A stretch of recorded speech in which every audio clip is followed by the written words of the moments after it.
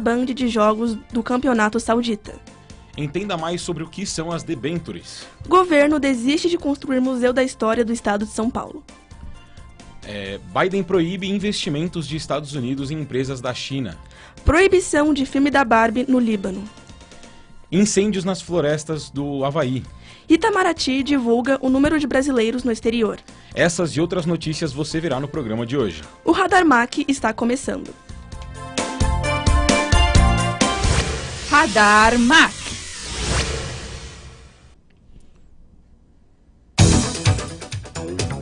A cúpula amazônica realizada nessa última semana resultou no estabelecimento de um novo tratado entre países na região. Entenda mais sobre o assunto com nossa repórter Ana Clara Campos. Todos os 8 países sul-americanos que possuem parte de seus territórios dentro da floresta amazônica concordaram em lançar uma aliança para proteger a diversidade do bioma, comprometendo-se em realizar uma cúpula no Brasil com o objetivo de impedir que a maior floresta tropical do mundo chegue a um estágio de prejuízo sem retorno. Os líderes de Estado envolvidos também questionaram uma futura participação de países desenvolvidos e muito populosos, onde se conclui que a tarefa de impedir a enorme destruição da maior floresta tropical não pode pesar apenas sobre os países geofisikamente ligados à Amazônia, quando a crise foi causada por tantos.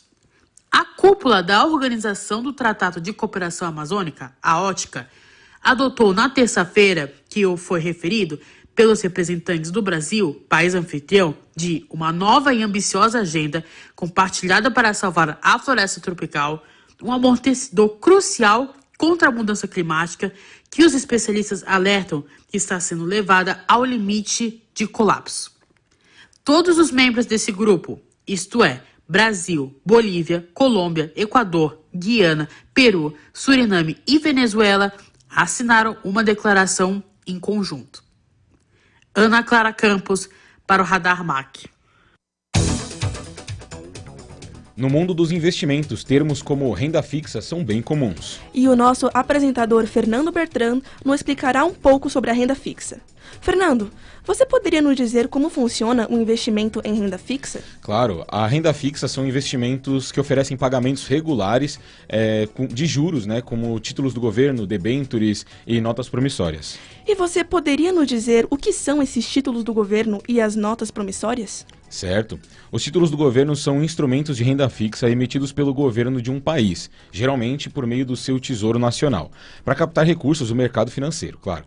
Esses títulos são considerados investimentos de baixo risco, pois são respaldados pelo governo, que, em teoria, possui capacidade de pagamento garantida, Eles são frequentemente utilizados como forma de financiar atividades do governo, como infraestrutura, propagandas sociais, entre outras despesas públicas.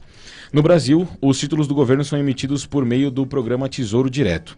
Os títulos do governo oferecem diferentes prazos de vencimento, que permitem que os investidores escolham um título que melhor atenda às suas necessidades de liquidez e objetivos financeiros. No entanto, é importante considerar que, embora esses títulos sejam considerados seguros, a rentabilidade pode variar de acordo com a taxa de juros vigente na economia, na inflação e em outros fatores econômicos também. Portanto, é fundamental entender os detalhes de cada título e avaliar como ele se encaixa na sua estratégia de investimentos. As notas promissórias, por sua vez, são títulos de dívidas emitidos por empresas para captar recursos junto aos investidores. Elas funcionam como uma maneira semelhante ao contrato de empréstimo, onde a empresa emissora se compromete a pagar ao investidor o valor principal, que é o montante que foi investido, e que ele é acrescido de juros, em uma data futura que é especificada pelo plano. A principal característica das notas promissórias é que elas são títulos de dívida privada, ou seja, elas são emitidas por empresas no setor privado e não pelo governo. Essas empresas podem recorrer à emissão de notas promissórias como uma forma de financiar suas atividades, investimentos, capital de giro e outras necessidades financeiras. Bem legal. Agora você poderia explicar um pouco sobre as debêntures? Claro, as debêntures são títulos de dívidas emitidos por empresas para captar recursos no mercado financeiro. Ao adquirir uma debênture, o investidor está emprestando dinheiro para uma empresa emissora que se compromete a pagar juros em determinadas condições, e devolver o valor principal, que é o valor investido no financiamento da debênture. A remuneração dos investidores da debênture geralmente é composta por duas partes. A de juros, que as debêntures pagam juros periódicos, normalmente semestrais ou anuais, e o valor dos juros é fixado no momento da emissão e é conhecido como cupom. Ou a amortização, que em algumas debêntures, principalmente nas chamadas debêntures de amortização, as empresas se comprometem a devolver parte do valor principal, que é o valor investido inicialmente, em parcelas ao longo do tempo, até que a debênture seja totalmente amortizada. E é importante ressaltar que as debêntures têm um risco associado principalmente ao risco de crédito, né? Que é a possibilidade da empresa emissora não conseguir cumprir o compromisso de pagar os juros totais, né? Portanto, antes de investir em debêntures é fundamental avaliar a saúde financeira da empresa emissora, sua capacidade de pagamento e outras condições de título. E também é importante lembrar, pessoal, que ontem, dia 15, a Bolsa de Valores bateu o recorde dos últimos 40 anos com 11 dias consecutivos de queda nos seus valores. Beleza? Então tomem cuidado aí na hora que vocês forem fazer os seus investimentos e prestem atenção na liquidez das empresas. Obrigada, Fernando.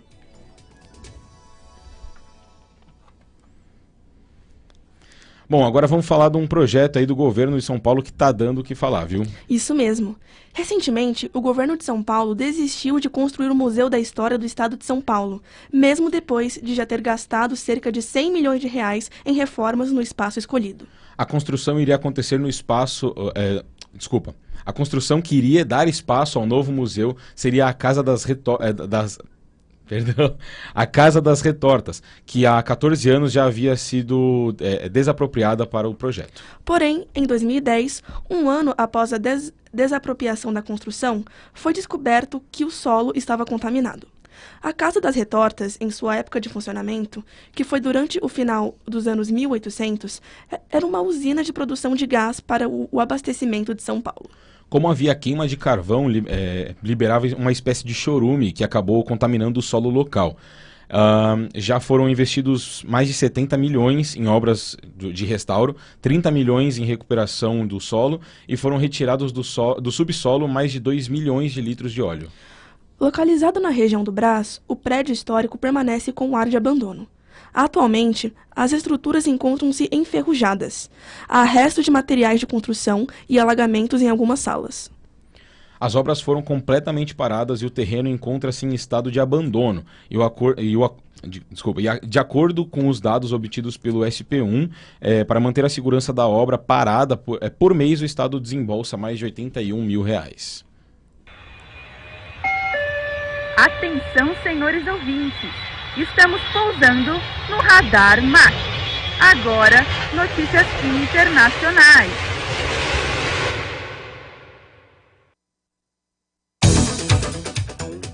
Líbano proíbe filme da Barbie e alega que o filme promove homossexualidade e transformação sexual. A decisão foi tomada pelo ministro da Cultura, Mohamed Mortada. A reportagem é de Júlia Dias. De acordo com a agência de notícias Reuters, o ministro da Cultura do país, Mohamed Mortada, anunciou uma medida na quarta-feira, dia 9. Ele decidiu proibir o filme Barbie das telonas libanesas. Segundo Mortada, o filme Barbie estaria promovendo a homossexualidade e a transformação sexual, indo de encontro aos valores de fé e moralidade ao diminuir a importância da unidade familiar. Essa decisão não passou despercebida e gerou uma série de reações. Em resposta à ação de Mortada, o ministro do Interior, Bassam Malawi, pediu ao Comitê de Censura da Segurança Geral, órgão que tradicionalmente é responsável por decisões de censura, para analisar o filme e emitir uma recomendação. Malawi destacou a importância de avaliar imparcialmente a obra e considerar diferentes perspectivas antes de se chegar a uma decisão final. O que chama ainda mais atenção é o apoio que Mortada recebe do poderoso grupo armado muçulmano liderado por Hassan Nasrallah. Nasrallah intensificou seu discurso anti-LGBTQIA+, chegando a afirmar que a comunidade representa um perigo iminente para o Líbano e deve ser confrontada. Nasrallah pediu medidas enérgicas contra tudo que ele considera promover a homossexualidade, incluindo a possibilidade de banir esses materiais. Em meio a essa controvérsia, o gabinete do Líbano também se pronunciou.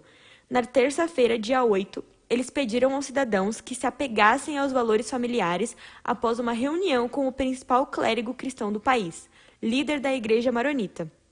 Embora não tenham mencionado especificamente a comunidade LGBTQIA+, esse posicionamento tem gerado interpretações diversas.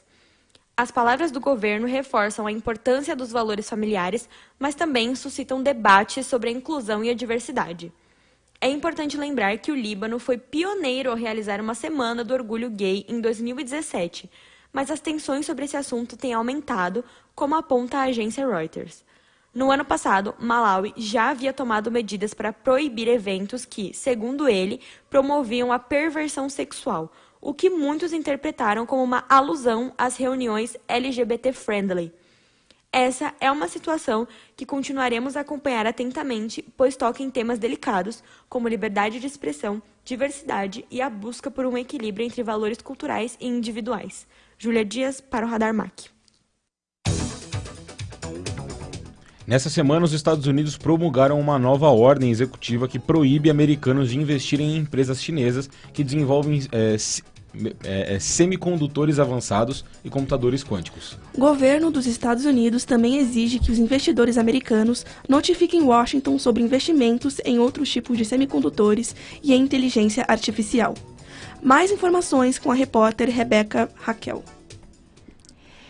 Bom dia, Fernando. Bom dia, Vitória. Bom dia, Radar MAC. O presidente dos Estados Unidos, Joe Biden, assinou nesta quarta-feira, 9 de agosto de 2023, uma ordem executiva que estabelece novas restrições para investimentos norte-americanos em empresas de tecnologia da China.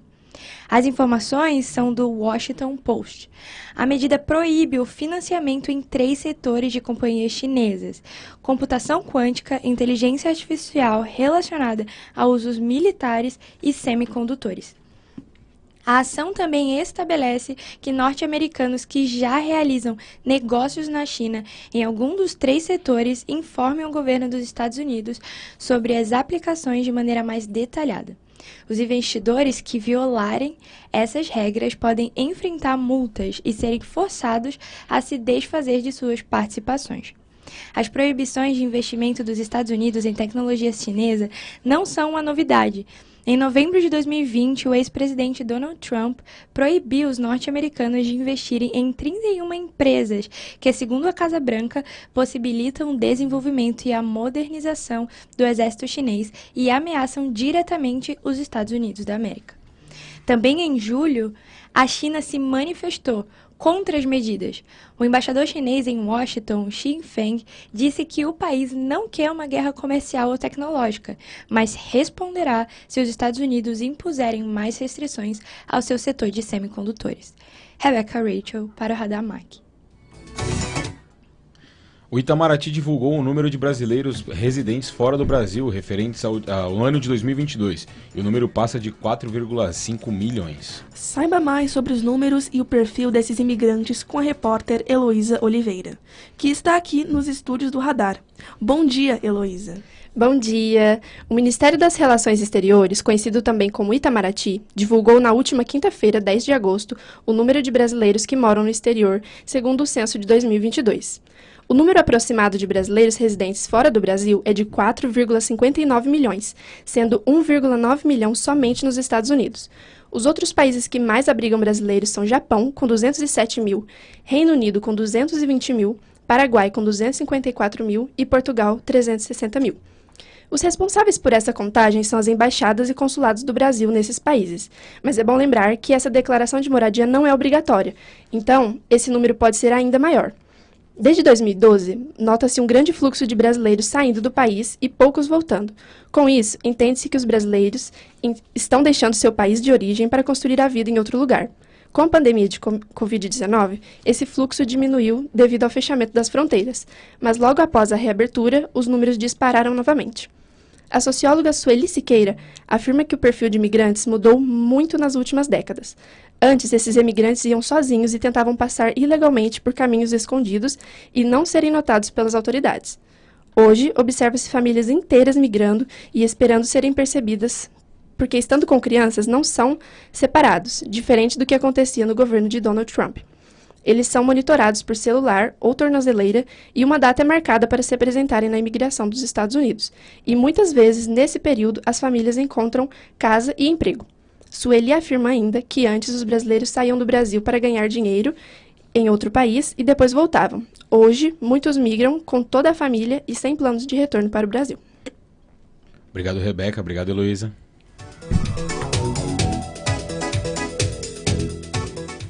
No início da semana passada, a população da ilha de Maui, no Havaí, enfrentava um grande desastre natural. Com o número de mortos subindo, a população se vê desolada. Vamos aos detalhes na matéria de Pietra Lima. Dia 8 de agosto de 2023. Essa data ficará marcada na memória de diversos havaianos que passaram pelo maior desastre natural da história do Havaí como um estado. O incêndio florestal já está tendo sua causa investigada. Os bombeiros afirmaram que o desastre se deu graças às fortes rajadas de vento que espalharam um foco de incêndio isolado para as demais localidades. Junto com o aumento do número de mortos, que agora alcançou a marca de 93 vítimas, cresce a revolta da população, que critica a falta de alertas do governo ao longo da catástrofe. As famílias que perderam seus imóveis já estão sendo realocadas, tanto para hotéis quanto para abrigos de emergência. A reconstrução de tudo o que foi consumido pelo fogo tem uma estimativa do que para nós corresponderia a 27 bilhões de reais. Esse foi o maior desastre natural em todo o país desde 1918. Pietra Lima, para o Radar MAC. Agora são 11 horas e 51 minutos pelo horário de Brasília. Você está ouvindo o Radar MAC. No próximo bloco, confira as novidades da música e do cinema. O Giro Esportivo também tem novidades dos esportes para você. O Radar MAC volta já. Radar MAC volta já.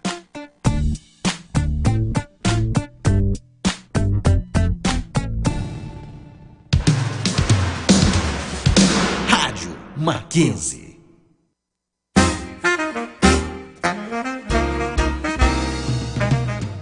Todos os dias, da meia-noite às 6 da manhã, você fica na companhia do programa Sem Palavras. Jazz, blues, soul music e a música brasileira do chorinho à bossa nova. Toda a diversidade da cena instrumental em uma miscelânea de ritmos e estilos. Sem Palavras, da meia-noite às 6 da manhã.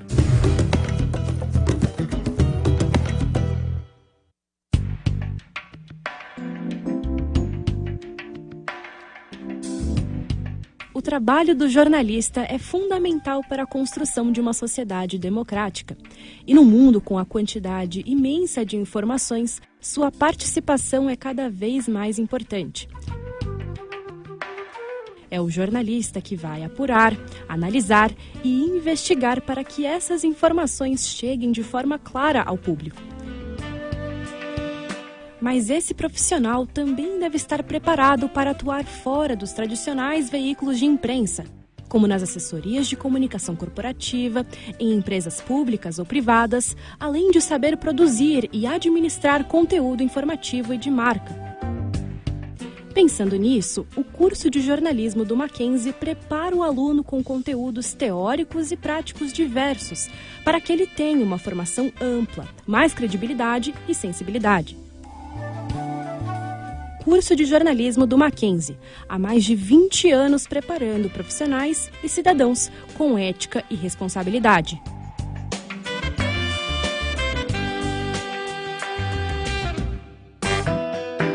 Estudar é uma forma de ampliar horizontes. E no Mackenzie, sempre é hora de aprender. Não importa se você é criança, adolescente ou adulto, porque aqui você sempre encontra educação de qualidade, do ensino fundamental à pós-graduação. Descubra o que o Mackenzie pode oferecer. Mackenzie, um mundo para você.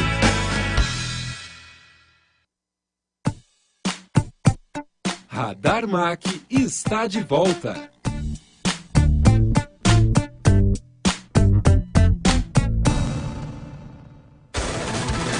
cinema, cultura, música, tudo que rola no mundo do entretenimento. você confere agora no Rádio X.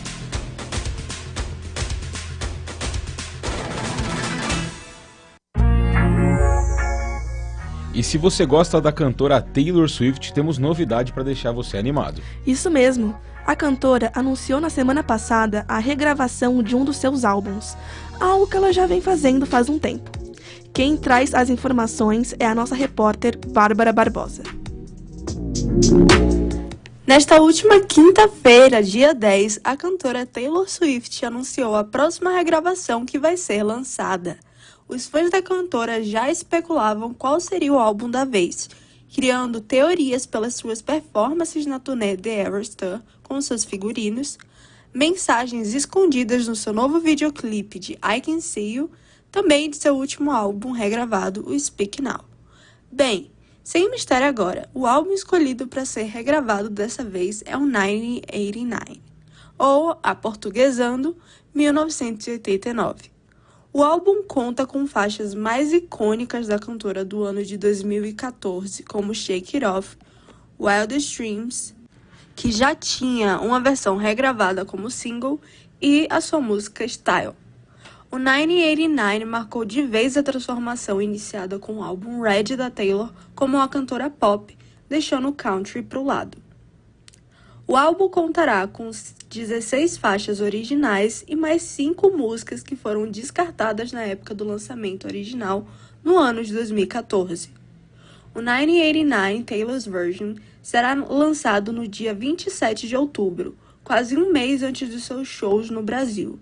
E apesar de ser daqui a meses, os fãs já estão ansiosos com a notícia. Taylor já regravou a maioria dos seus álbuns que estavam sob domínio da Big Machine Records, a sua antiga gravadora, e o produtor Scooter Braun.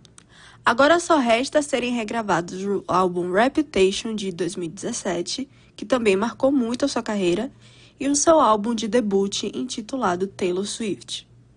Bárbara Barbosa para o Radar MAC. João inicia sua nova era com um álbum novo no mês de agosto. O lançamento do cantor, intitulado como Super, é uma matéria feita pelo repórter Gabriel Pereira. Na terça-feira, dia 8 de agosto, o cantor João iniciou uma nova fase de sua carreira, anunciando que seu quarto álbum de estúdio seria lançado em um período próximo. Seguindo com os temas dos elementos naturais trazidos em seus projetos anteriores, o mais novo trabalho, intitulado como Super, é representado pelo fogo. Na carta, o cantor conta sobre os temas que são abordados no álbum, assim como o que o inspirou a realizar este projeto. João descreve que em Super, criado nos últimos 2 anos, encerra sua série de 4 álbuns que contam sobre o tempo de seus 20 anos. O importante de todas suas palavras é contar a pessoa em que ele se tornou, dessa vez mostrando a realização de estar onde chegou. 2 dias depois, na quinta-feira, 10 de agosto, um trailer acompanhado da data de lançamento de Super é lançado para o público. Na prévia, o fogo se mostra presente na superprodução do vídeo, contendo até um dragão para a representação de sua nova obra. Assim como a carta, seus antigos trabalhos são abordados de forma contemplativa ao longo das cenas. Por fim, seguindo ao longo da semana com a revelação da capa do álbum, a lista das novas músicas, fotos em suas redes sociais com partes das canções e até mesmo uma audição no ginásio do Ibirapuera. Para seus fãs, o álbum teve lançamento no dia 14 de agosto, segunda-feira, com as 14 faixas inéditas. Super do João já está disponível nas plataformas digitais para ser ouvido. Gabriel Pereira para o Radar MAC. Agora, continuando no mundo da música, a cantora Olivia Rodrigo lançou uma nova música na última sexta-feira, dia 11 de agosto.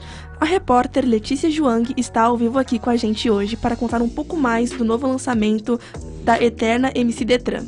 Bom dia, Letícia. Seja bem-vinda. Bom dia, Vitória. Bom dia, Fernando. Bom dia. Desculpa, Letícia. Foi mal. Bom dia. Letícia, que música é essa que você vai falar sobre pra gente hoje? O novo single da cantora, atriz e compositora Olivia Rodrigo se chama Bad Idea, Right? E a letra, essencialmente, relata sobre uma recaída com um ex. A música é bem animada e tem uma pegada meio experimentalista, caminhando mais para um estilo indie pop. E, pelo menos na minha opinião, é muito dançante e viciante. Com certeza. E pelo que eu fiquei sabendo, já temos o clipe oficial, não é mesmo? Sim, poucas horas depois da música ser disponibilizada nas plataformas de áudio, na mesma noite, o videoclipe estreou no YouTube. Ele foi dirigido por Petra Collins, a mesma diretora de outros clipes de sucessos da Olivia, como Vampire, Good For You e Brutal. O clipe acompanha de maneira dinâmica a história contada pela letra e conta com a participação de algumas amigas da própria Olivia, como a atriz Madison Hu e a cantora Tate McRae. Que incrível! E ela vai lançar um novo álbum? Vai sim. Seu segundo álbum de estúdio se chama Guts e será lançado em pouco menos de um mês, no dia 8 de setembro. Capa contra capa e o nome das 12 faixas já foram divulgados nas redes sociais de Olivia. Better Dear Right é a segunda faixa do álbum e o segundo single dessa nova fase de sua carreira. O primeiro single, Vampire, havia estreado em 30 de junho, marcando o início do novo trabalho. Já estou ansiosa para conhecer todas as outras músicas. Vou ficar de olho. Com certeza temos muitas novidades até setembro, então. Muito obrigado pelas informações, Letícia. Sem sombra de dúvidas. Eu que agradeço e também mal posso esperar até setembro. Bom dia, gente. Bom dia, valeu.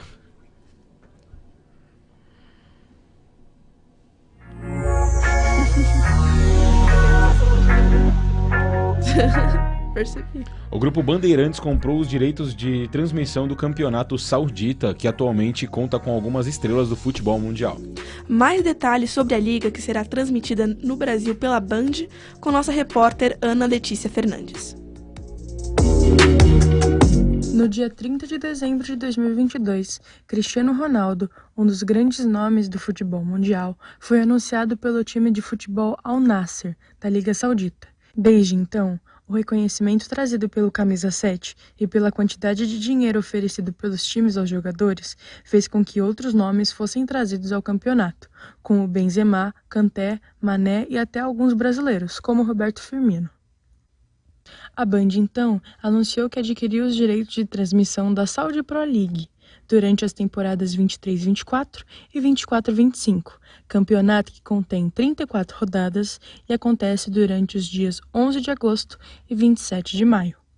O primeiro jogo da competição foi na sexta-feira, dia 11, com o confronto dos times Al-Ahly e Al-Hazen, transmitido no canal de TV fechada, Band Esportes, mas as partidas também serão exibidas no canal de TV aberta, Band, no YouTube, no Band Play e no site band.com.br.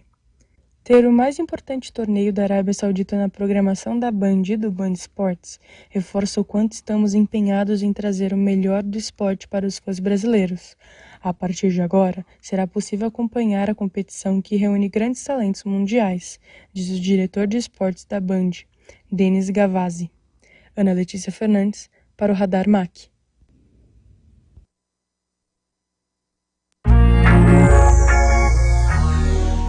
E a Copa do Mundo Feminina já está na sua reta final. As semifinalistas já foram definidas e a nossa repórter Mainara Mendes traz mais detalhes. As seleções semifinalistas da Copa do Mundo Feminina de 2023 foram definidas após os jogos do último fim de semana. Espanha, Suécia, Inglaterra e Austrália disputam as vagas de finalistas nos jogos dos dias 15 e 16 de agosto. Com esse resultado, a próxima campeã levantará a taça pela primeira vez. Na história do torneio, somente 4 países já levantaram a taça da Copa do Mundo Feminina: Alemanha, Estados Unidos, Japão e Noruega. A Espanha passou à semifinal depois de derrotar a Holanda por 2-1 no último dia 10 de agosto. As espanholas abriram o placar com um gol de pênalti depois de uma zagueira ter impedido o cruzamento com a mão dentro da área. Minutos depois, a Holanda deixou tudo igual. Na prorrogação, a atacante da Espanha, Salma Parajuelo, de 19 anos, garantiu a vaga do time espanhol na semifinal. No dia seguinte, dia 11 de agosto, a Suécia enfrentou o Japão, uma das favoritas no torneio, e venceu por 2-1, com gols marcados aos 32 minutos do primeiro tempo. E aos 6 minutos do segundo tempo, a sueca Filippa ampliou a vantagem em cobrança de pênalti, que foi confirmado após uma análise do VAR. Aos 29 do segundo tempo, o Japão também teve a chance de fazer o seu gol de pênalti na partida. Rico Ueki, que sofreu o lance ofensivo, fez a cobrança, mas a bola bateu na trave. Aos 42 minutos, o Japão reduziu a diferença com um gol de Honoka Hayashi. Mesmo com 11 minutos de acréscimo, as japonesas não conseguiram virar o placar e foram eliminadas. A Austrália se classificou para a semifinal da Copa após derrotar a França nos pênaltis. Depois de um jogo sem gols no tempo normal e na prorrogação, com muito apoio da torcida, as Matildas contaram com a goleira Arnold para garantir a classificação ao defender 3 cobranças à França.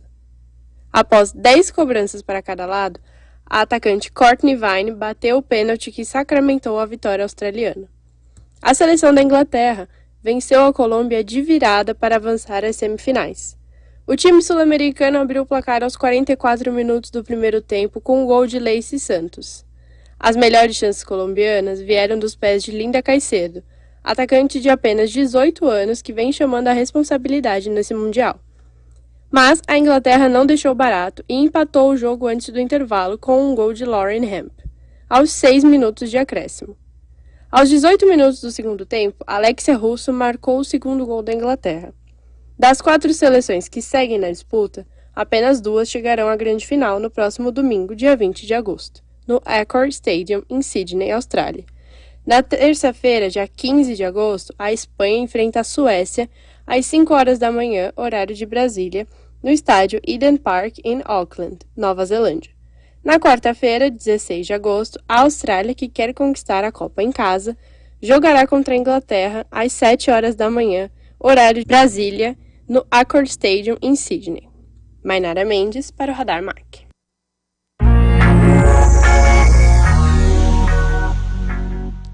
Agora vamos para o nosso giro esportivo com a arquibancada. Quem está aqui nos estúdios conosco é a Júlia Rios. Olá, Júlia. Seja bem-vinda. Bom dia, Fernando. Bom dia, Vitória. Júlia, nos conte um pouco sobre as quadras da Copa do Mundo. Sobre as quartas da Copa do Mundo, perdão. Uma das favoritas, o time da Espanha eliminou a Holanda por 2-1. As meninas da Suécia também eliminaram o Japão por 2-1. A Austrália empatou com a França, foi aos pênaltis e, por fim, eliminou a seleção das europeias. Como estão as Libertadores e a Sul-Americana? Bom, começando pela nossa querida Liberta, os jogos de volta aconteceram e contaram com surpresas, menos para o Palmeiras. O Verdão segurou o empate com o Atlético Mineiro e vai às quartas da Libertadores contra o Deportivo Pereira. Já o Flamengo, atual campeão da competição, jogou muito mal. O time sofreu 3 gols de cabeça do Olímpia e está, por incrível que pareça, eliminado. Será que o Palmeiras repetirá o feito de 2021? Já na Sula, os Estudiantes eliminaram o Goiás com um agregado absurdo de 5-0. Melhor o Corigão se cuidarem. América Mineiro passou pelo Bragantino e o Grande do São Paulo também eliminou o Lorenzo por 2-1 num jogo com muita emoção e um golaço memorável de Nestor. E o Brasileirão? Começando pelo líder invictíssimo do campeonato, o Botafogo venceu por 3-1 contra o Internacional. Não tem mesmo palavras para esse time, né? O Galo fez 1-0 no Bahia, Grêmio 2-1 no Flu e o Fortaleza atropelou o próprio coitado do Santos por 4-0 e que, mesmo persistindo, encontrou seu lugar na zona de rebaixamento. Palmeiras e Cruzeiro, Flamengo e São Paulo no 1-1, com estreia de James e golaço de Lucas Moura, Corinthians fez 3-1 no Coritiba e ambos os times paulistas, como Flamengo e Grêmio, se enfrentam na Copa do Brasil. Só jogão. Quem será que vai passar? Muito obrigada pelas informações, Júlia. Valeu, Júlia. Radar MAC.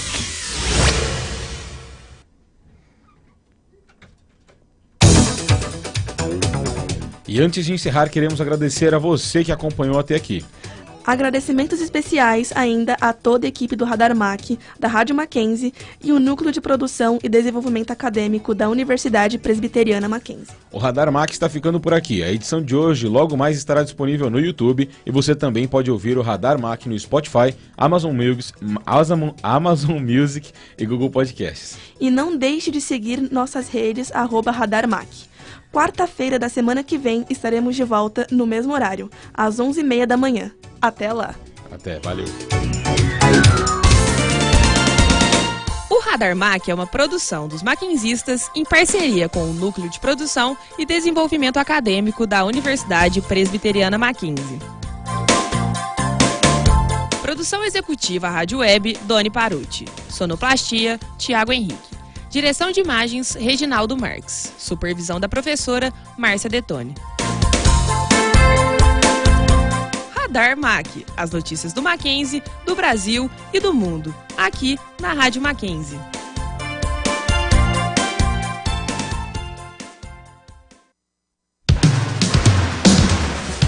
Rádio Mackenzie.